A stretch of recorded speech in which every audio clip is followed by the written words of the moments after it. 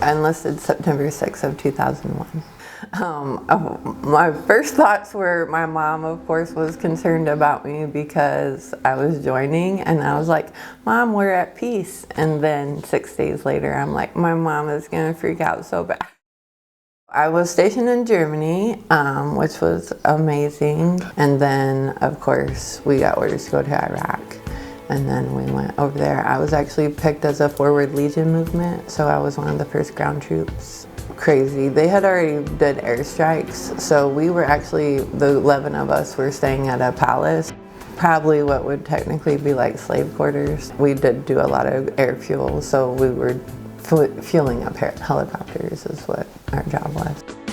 My husband had gotten out of the Army first, and then we had intentions to move from me getting out to going to my sister's in Pass Christian, Mississippi.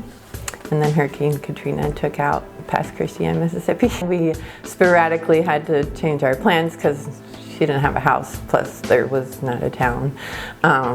So we moved up here, where my ex-husband's family is from. And then my body started breaking down where I couldn't like move.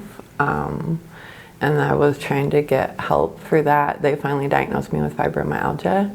And it's around the same time that President Biden came out with the PACT Act. Well, he was fighting for it, but had been passed. So that helped me get disability for that. It was like, I knew I couldn't work either because my health was breaking down. I became suicidal even. It was a lot going on though, and I didn't want to die. I knew like part of me needed to be here for my kids, but I needed help. And then at the time I had 11 puppies. I had a friend, fortunately in Geneva, from when I had lived here before, that he had a house and let me have the puppies in the basement and let me sleep on his couch. And then I had to work with like HUD Bash, and I can't even remember who told me during this process about Eagle Star housing. And then they took me here to VOC. And then they hooked me up with like a bus pass. They had the food pantry. And then I told them I needed dog food, and then I got to come regularly pretty much and get dog food. We came to us, they had a suicide awareness class, and it was really good.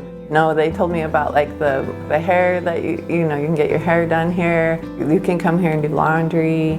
There are all kinds of things that they told me that were available, and they had the women's group. There is actually so much help for veterans, and I wouldn't be here without it.